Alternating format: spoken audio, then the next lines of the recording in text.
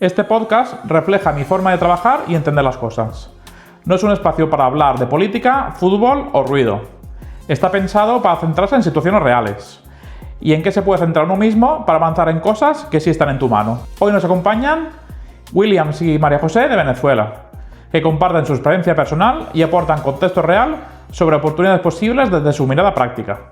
¿Qué os llevó a nivel personal y familiar a tomar la decisión de salir de Venezuela? Como te diría, como algo bastante, que me toca bastante como venezolana, porque planificar una vida en minutos, prácticamente, de que, por ejemplo, si hoy iba a haber agua, ¿qué voy a cocinar? ¿Qué tan rápido puedo hacerlo con lo poco que me dejan tener la oportunidad del agua? O sencillamente, ¿a qué hora se nos va la luz? La niña tiene que hacer sus tareas o sus deberes, no hay internet. O sea, eso es bastante complicado.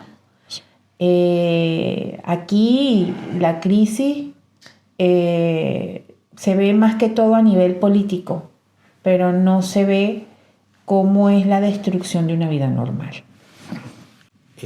También llega un punto en que tú tenías el poder adquisitivo. Llegó un momento que tú tenías dinero, pero no había que comprar. Entonces, eso te lleva a generarte un estrés de vivir diariamente un día a día.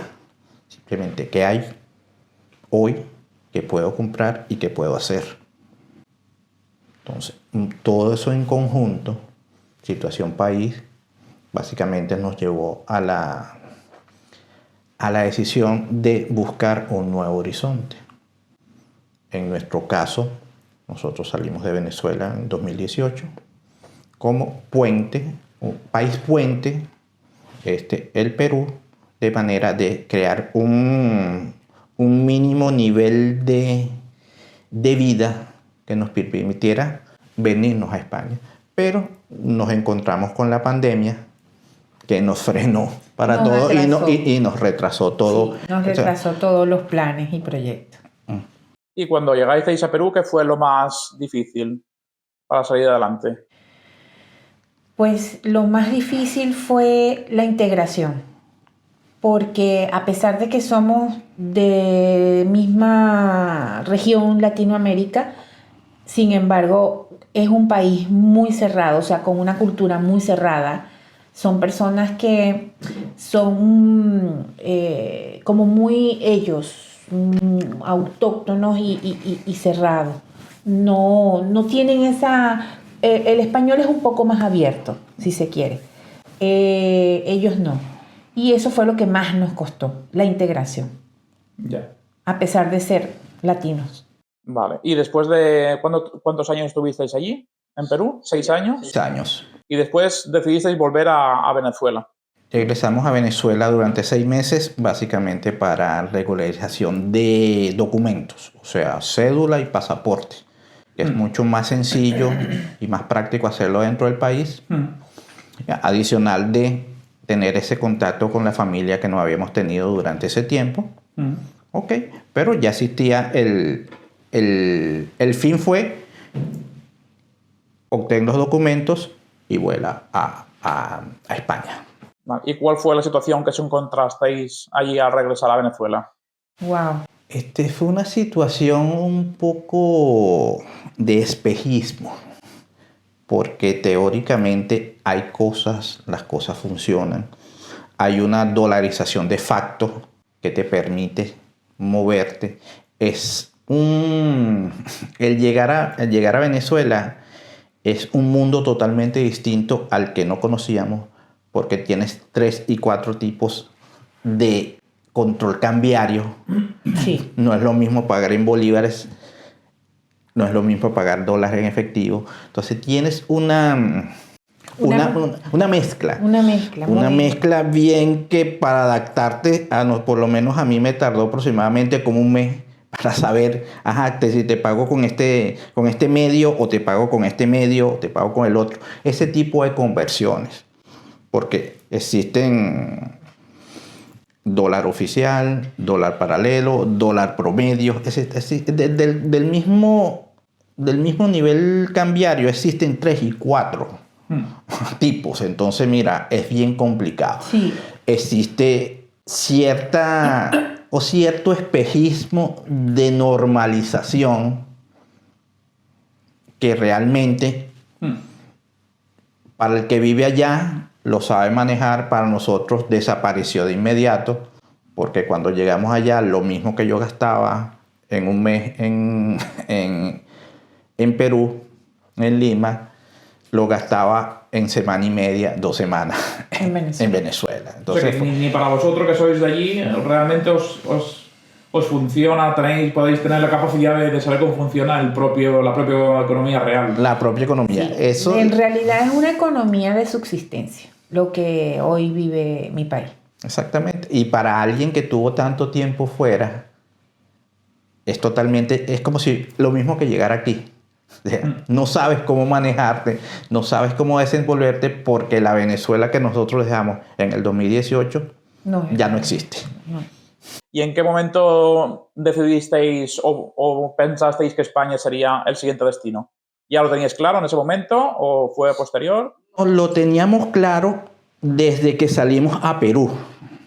Perú simplemente lo queríamos utilizar como un trampolín, país trampolín, de manera de normalizarnos, crearnos una calidad de vida media que no fuera la que vivíamos allá.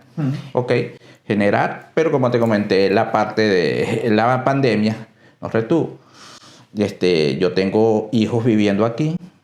Ya desde hace muchos años. Hace muchos años. Entonces eso me servía como apuntalamiento de que voy a llegar y no voy a estar solo. Y después de vivir en 3 países, ¿qué habéis aprendido sobre estabilidad, tranquilidad y calidad de vida? Que la estabilidad es muy importante. Y con una hija que tenemos, la hemos visto cómo ha sido para ella tan dura la adaptación, ¿no? Y ha sido para ella fuerte. Pues la estabilidad. La estabilidad es muy importante en un ser humano. Estabilidad emocional, económica, estabilidad de una vida diaria es muy importante para cualquiera. Súper importante la estabilidad. Y sentirte seguro. Eso. En un entorno seguro. En un entorno seguro. Sí, que, ok, Venezuela no te lo brindó al momento de salir. Perú te brindaba medianamente eso, pero ya con la experiencia de mis hijos aquí y con el ambiente de nivel, vamos a estar claros, de primer mundo que tiene España, era básicamente donde nos creamos que era lo necesario para que nuestra hija saliera adelante. Eso es lo que estábamos buscando. Adelante. Básicamente fue el salir de Venezuela, fue por el bienestar, tranquilidad y futuro de nuestra hija. Muy bien. ¿Y cómo cambió vuestra forma de tomar decisiones después de tanto cambio? Ok, básicamente tú vas madurando en pasar de un país a otro. Sin la experiencia anterior, la de cruce por varios países, te dan las herramientas de poder enfocarte en lo que funciona y no funciona. Decisiones que no funcionaron en un país, ya tú sabes cuáles son las aristas que tienes que limar de manera de que puedan funcionar en encajarnos ya en un ambiente, en un tópico, no digamos que adverso, pero sí diferente a las anteriores. Entonces ya vas con mucha más madurez, sopesando mucho más, tomando mucho más en cuenta, valorando listas de pro y en contra al momento de tomar la decisión. Sí, porque muchas veces queremos, cuando te preguntan ¿qué no harías ahora que hubieras hecho en el pasado? Y queremos tomar decisiones que haríamos ahora, pero con el conocimiento que tenemos ahora, no con la información que tenemos en ese momento. Entonces, somos muchas veces injustos con nosotros mismos de intentar cambiar las cosas desde el presente, pero en el pasado estamos en otra circunstancia. En otras circunstancias muy distintas. Muy distintas, claro. Sí, es que las decisiones pienso yo que se van tomando en la medida de que se te presentan circunstancias de la vida. Con la información que tengas, Con la información que tengas claro. en ese momento, por supuesto. Como yo tengo en filosofía, no hay buenas ni malas decisiones, solo hay consecuencias. Una decisión es una decisión. Claro.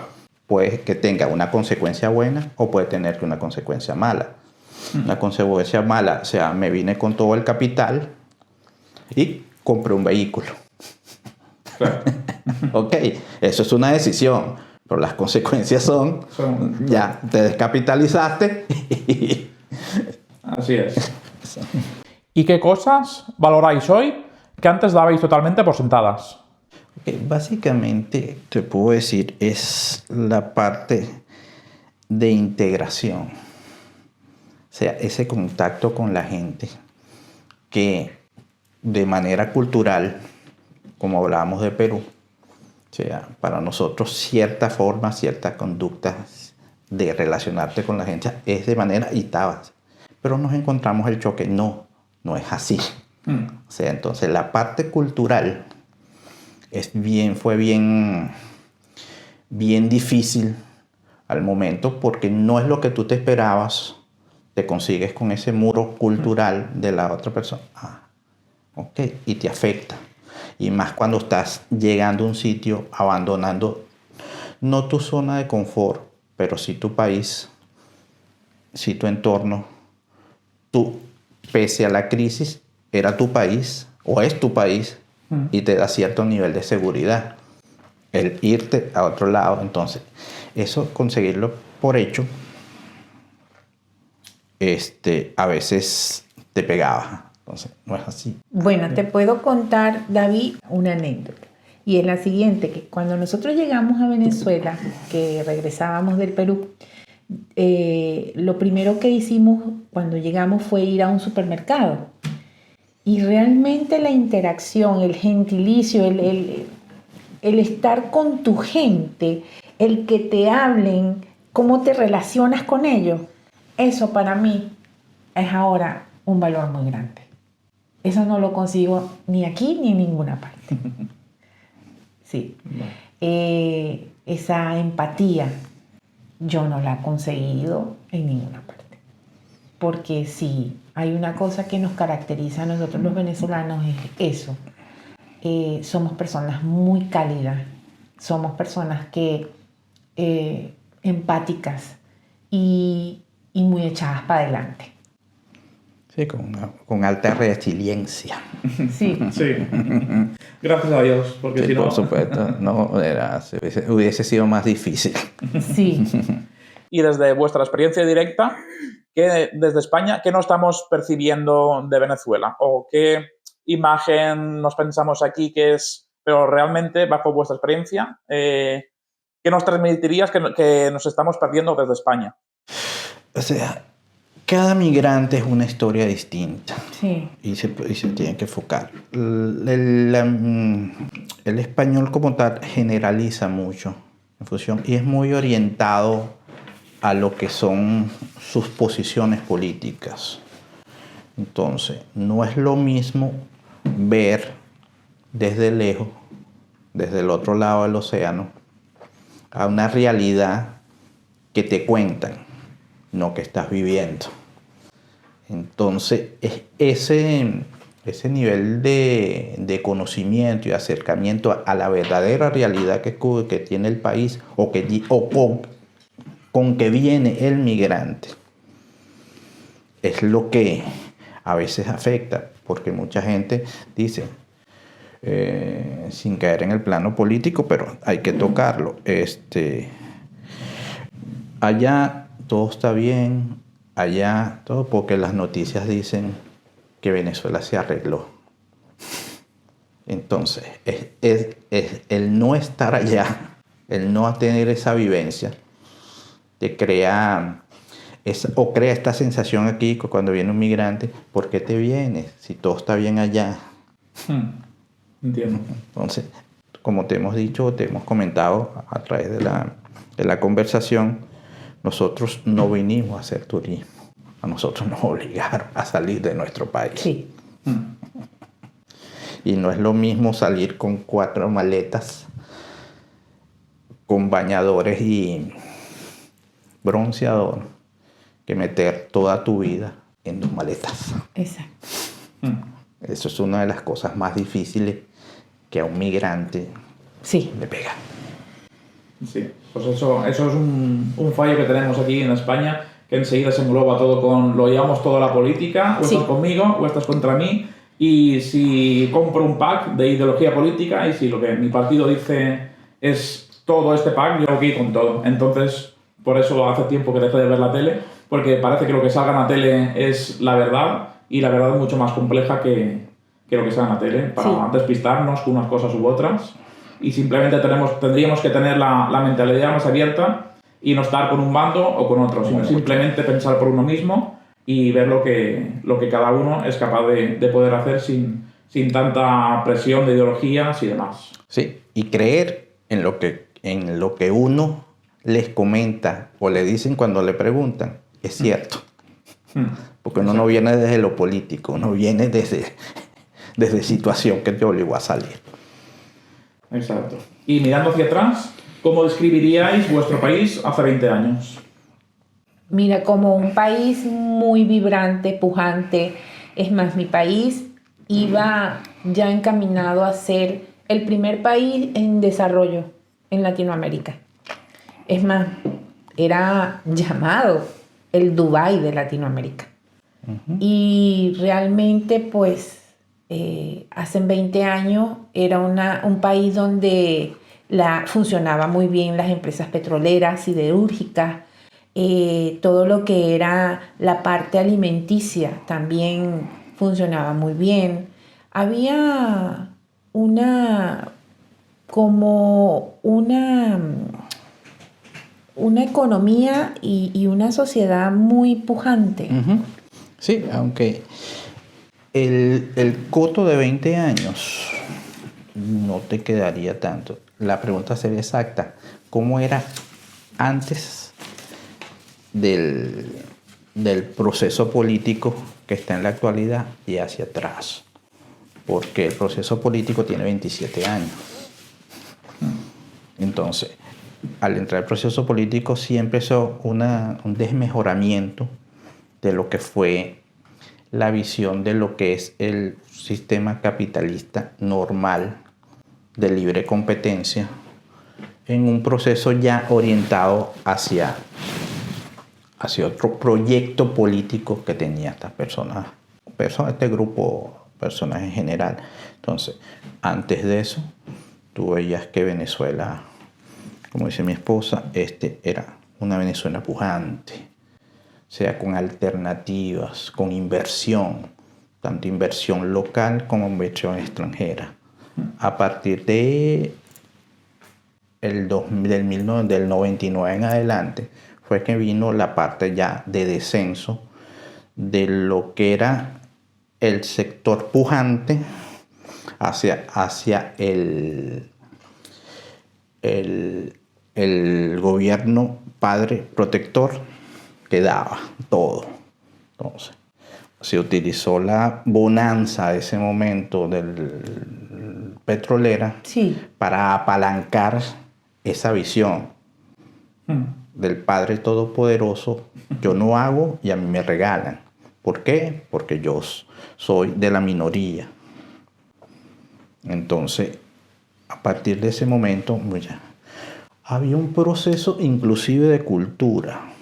En Venezuela se realizaba el mejor festival de teatro del mundo.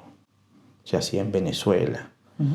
Habían compañías que venían de cualquier lado del mundo, venían de Japón, de Pekín, de Austria, de toda parte del mundo. Era un festival que era gratuito. Entonces, la cultura se llevaba a cualquier nivel, sin importar el tope político, era cultura, sin importar más nada. ¿Cómo se nota todo esto en el día a día de los negocios, el comercio y los servicios? Bueno, mira, la inestabilidad lo paraliza todo. Realmente, si no hay reglas claras, no puede haber un negocio que opere al día. La hiperinflación, sobre todo, hace imposible planificar. Los negocios deben tener sus propias plantas eléctricas para poder tener electricidad. Muchos no pueden tenerla y por lo tanto, pues vamos a suponer, si son mercancías de que tienen que necesitar refrigeración, no pueden porque realmente los alimentos se les dañan. O sea que es bastante complicado. Siempre estamos como buscando a tratar de solucionar. Y eso, por supuesto que el comercio se reduce solo a lo esencial y a sobrevivir. Entonces es como Es el único plan de realmente negocio. habéis visto en la tele, los supermercados vacíos, todo eso es real, lo habéis vivido vosotros directamente, Sí. ver los supermercados vacíos, no Ok. poder nada comprar, llevar casi una carretilla de dinero porque cada vez vamos añadiendo ceros al dinero, Sí. que eso es el problema de la inflación que aquí muchas veces malinterpretamos. No, es que en tal supermercado cada vez son las cosas más caras y lo que no entendemos es que eso es la inflación, que cada vez nos van robando poco a poco, vamos siendo más pobres sin darnos cuenta y no es que suban los precios, es que el valor de nuestro dinero cada vez vale menos. Ok, eso pasó básicamente en la crisis de 2018. Entre el 2017 y 2018, eso se vio mucho. Y ese fue el mayor nivel de migración que hubo en el país. Porque era intolerable. O sea, tú llegó un producto al automercado, te ibas a hacer la cola a comprar ese producto. Productos esenciales. Estamos hablando de papel higiénico. Estamos hablando De aceite. De aceite, de productos para cocinar. Entonces, después de eso, se creó una falsa ilusión a través de... Hubo una proliferación de bodegones, donde bodegones conseguías de todo, pero tenías 3 estanterías llenas de Nutella. Entonces se creó esa falsa ilusión De que todo estaba bien y de que todo bien estaba abastecido. Y que todo abastecido. Entonces tenías 15 bodegones que tenían todos los anaqueles llenos, pero, por eso te digo, un anaquel lleno de Nutella. O sea, ¿qué te representa eso para el día a día de un venezolano? Adicionalmente a los costos que representaba en eso. Entonces, ya ese llegó un momento de que empezó a haber productos, pero a disminuir el poder adquisitivo del venezolano. Y si el país empieza a recuperar estabilidad, ¿qué sectores creéis que serán los primeros que van a recuperarse? El primer sector que es lo que están haciendo ahorita, es el sector petrolero, que es el que representa la mayor cantidad de ingresos que le puede llegar al país. ¿Ok? Esa es la inversión más grande que tienen la visión de que van a hacer y que están haciendo. O sea, ahorita hay un proceso de apertura de empresas petroleras grandes que vayan a invertir al país. Eso te va a dar cierta tranquilidad en el sentido de la proyección a mediano y largo tiempo sobre que es un país productivo y la cantidad. Después vendría la parte que hablamos de, como te comenté, la parte siderúrgica, y después el agro, lo que es la agroindustria, porque el abandono que ha tenido la agroindustria en el país es la que da tristeza. O sea, campos completos que eran productivos de papa, patata, maíz, arroz, ahorita están abandonados. Y eso es una de las cuestiones que obliga a la cantidad de importación de insumos que ahorita tiene Venezuela. Venezuela no produce nada, o produce muy poco. Todo tiene que ser importado. Y si no tienes un ente que genere esas divisas para comprar lo importado, igualmente no tiene. Y se habla mucho de precios ridículos en zonas que antes eran premium. Entre 500 y 1.000 euros el metro cuadrado. En Isla Margarita, por ejemplo. Y terrenos entre 10 y 100 euros el metro cuadrado.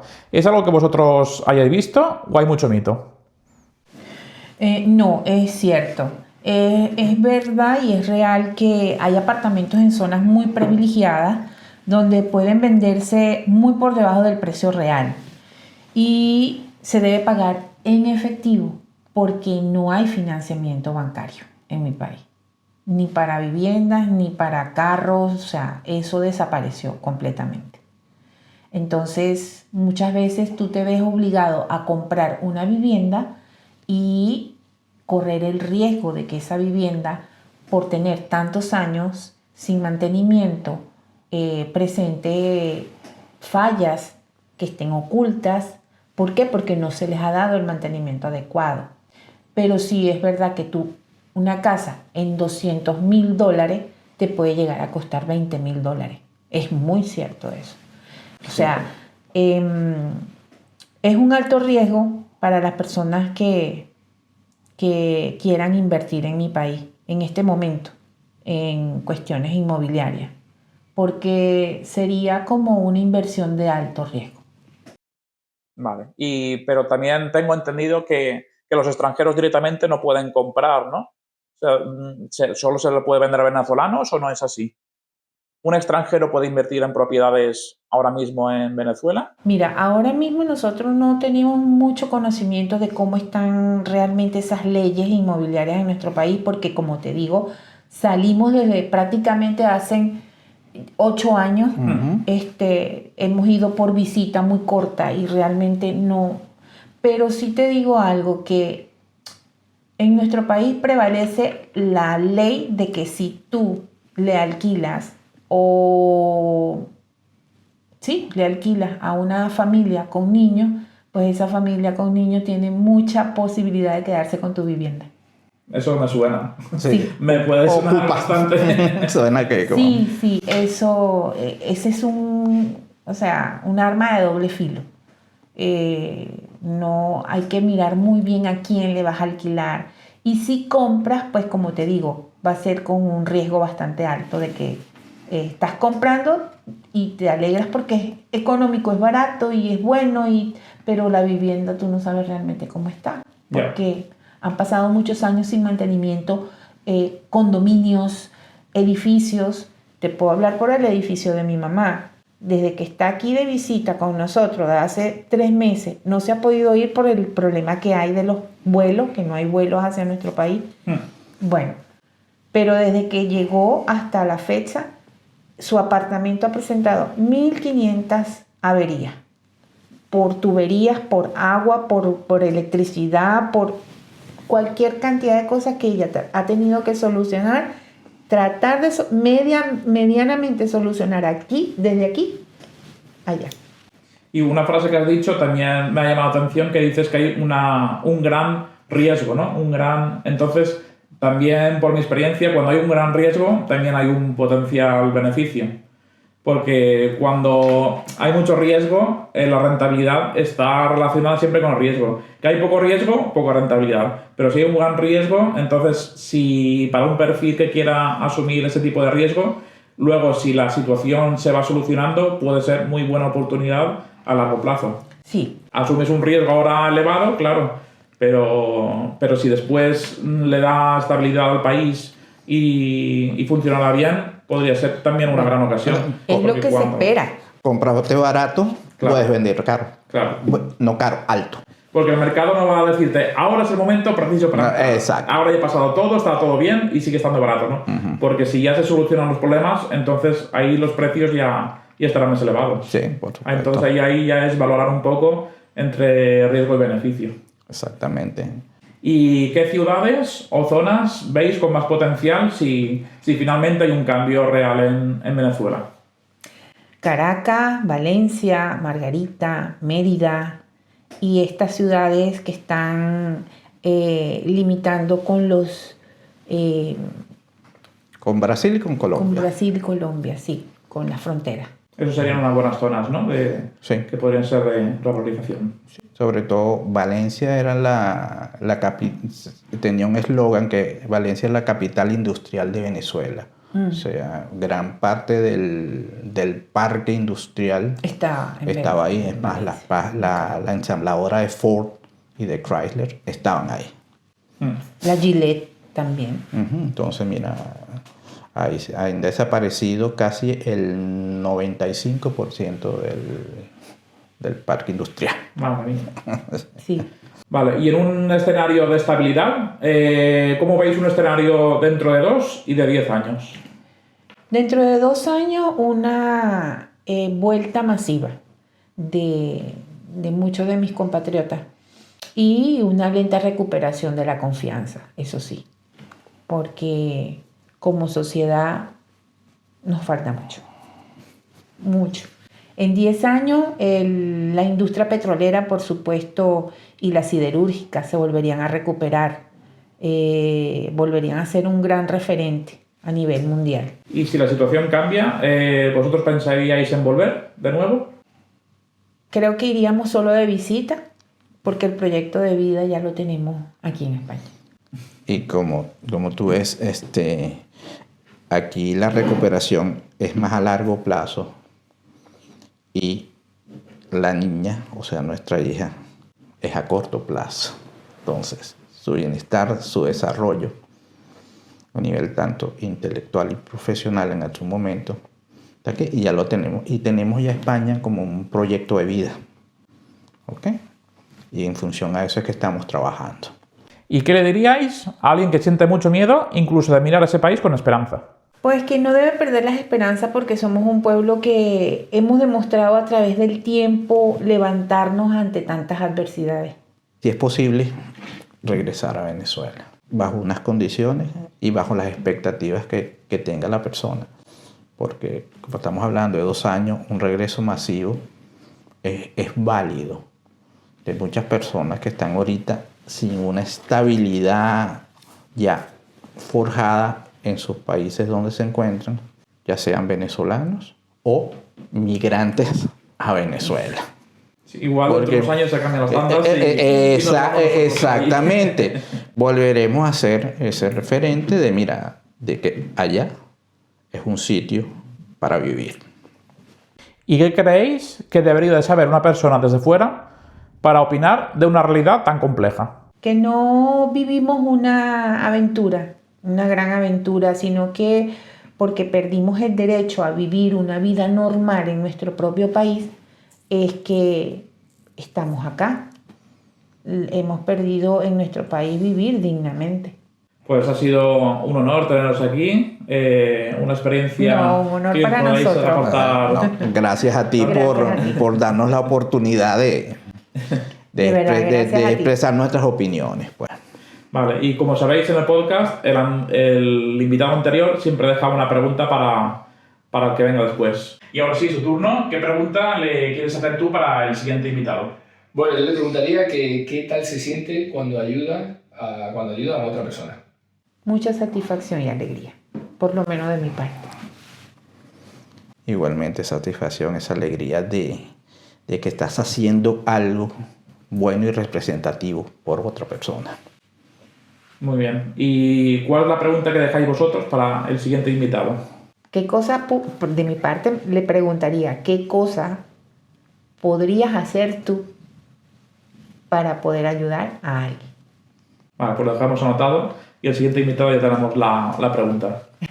¿Y tú No, querías esa preguntar algo? no, mi amor, está bien esa pregunta. Muy buena. ¿Estamos de acuerdo, no? ¿La misma, los dos? Sí, la misma. Ya. Vale, pues muchas gracias por venir. No, gracias a ti. Estamos en contacto. Este podcast no se trata de juzgar lo que fue, lo que es o lo que puede llegar a ser en el futuro, sino de cómo queremos que sea en el futuro. Poner foco y empezar a crearlo desde el presente, para posicionarnos y elegir en la cara que queremos estar, para así poder ganar la partida.